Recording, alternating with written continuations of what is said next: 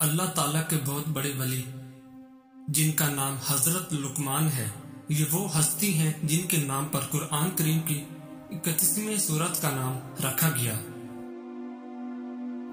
حضرت لقمان علیہ السلام نے اپنے بیٹے کو نصیحت کرتے ہوئے فرمایا، اے میرے پیارے فرزند، برائی کی آگ برائی سے نہیں بجھتی، جس طرح سے آگ کو پانی سے بجھایا جاتا ہے، اسی طرح برائی کی آگ کو اچھائی کے پانی سے بجھایا جاتا ہے۔ کسی انسان کی موت پر خوش نہ ہونا، مصیبت زدہ شخص سے مذاق نہ کرنا اور اچھائی کو کبھی مت روکنا۔ پیارے بیٹے، تم جس دن سے شکم مادر سے باہر آئے ہو، آہستہ آہستہ دنیا سے دور ہو رہے ہو اور آخرت کے قریب پہنچ رہے ہو، اس لیے تمہیں چاہیے کہ پیش آنے والی چیز کی تیاری کرو۔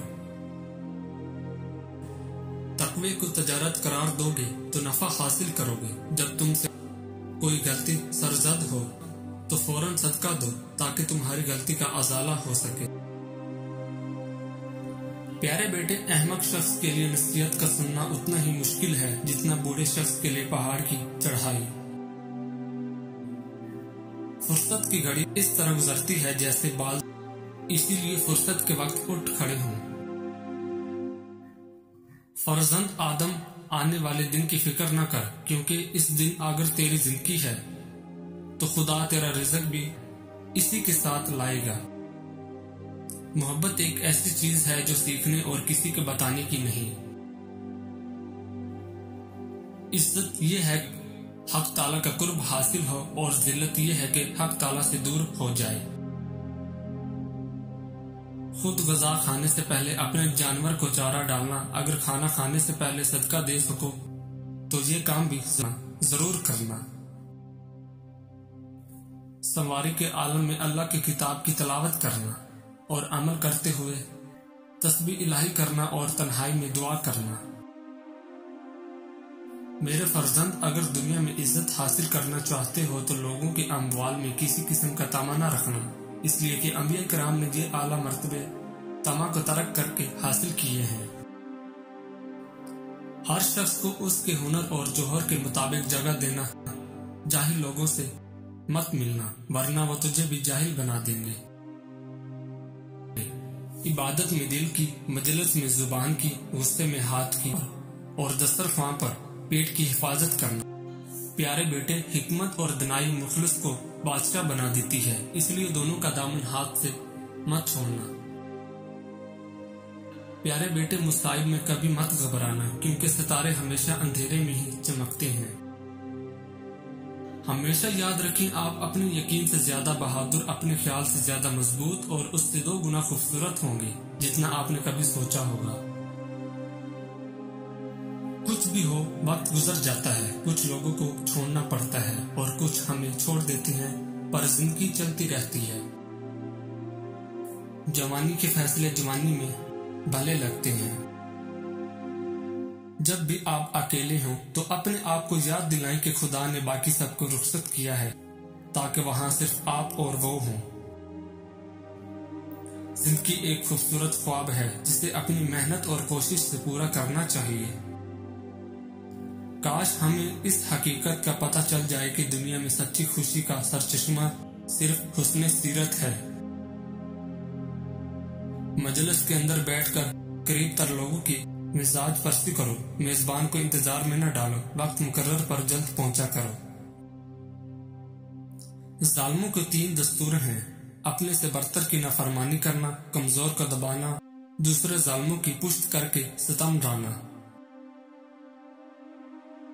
جو بندہ گناہ سے پاک ہو وہ نہایت دلیر ہوتا ہے، اور جس میں کچھ عیب ہو وہ سخت دل ہو جاتا ہے۔ اگر تم لوگوں پر ظلم کرنے کی قدرت رکھتے ہو تو ہرگز نہ کرنا، کیونکہ خدا کو تم سے انتقام لینے کی زیادہ طاقت ہے۔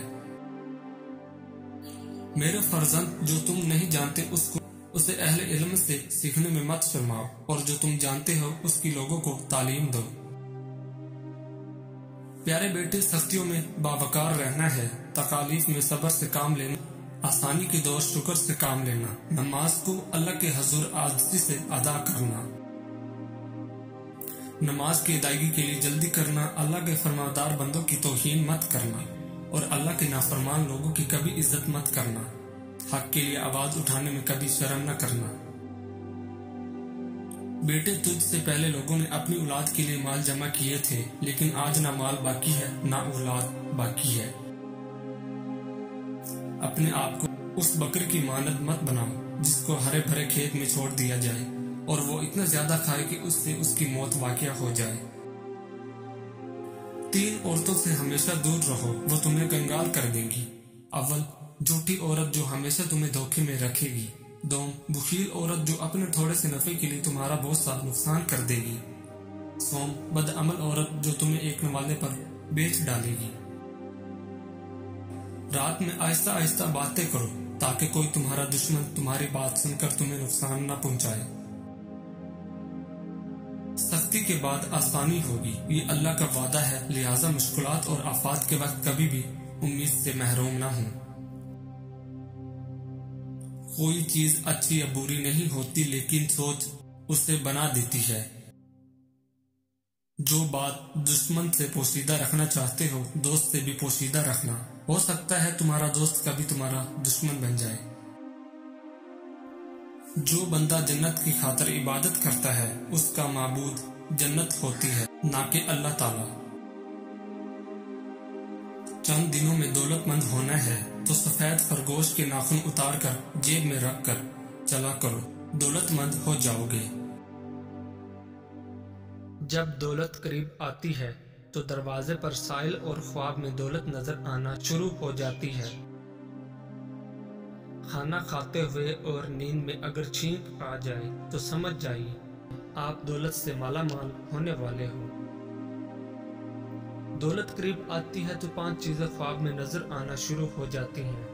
پہاڑ دیکھنا یا پہاڑ پر چڑھنا، مچھلی دیکھنا یا مچھلی کھانا، خواب میں تخت دیکھنا، یا جس شخص نے گھوڑا اور اونٹ کا بھی خواب میں دیکھ لیا تو سمجھ لے کہ یہ دولت قریب آنے کی یقینی نشانیاں ہیں۔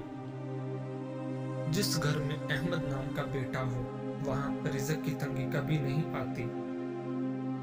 کھانا کھاتے وقت تمہاری زبان دانتوں تلے آ جائے تو سمجھ جاؤ کہ تمہاری قسمت رنگ لانے والی ہے اور تمہیں کامیابی ملنے والی ہے۔ جس گھر میں عورت ہاتھ سے کپڑے دھوتی ہے، اس گھر سے 2 چیزیں ختم ہو جاتی ہیں۔ نمبر 1، ہاتھ سے کپڑے دھونا ڈپریشن کو دور کرتا ہے۔ کپڑوں کا دھونا رنج و غم اور غضن و ملال کو دور کرتا ہے۔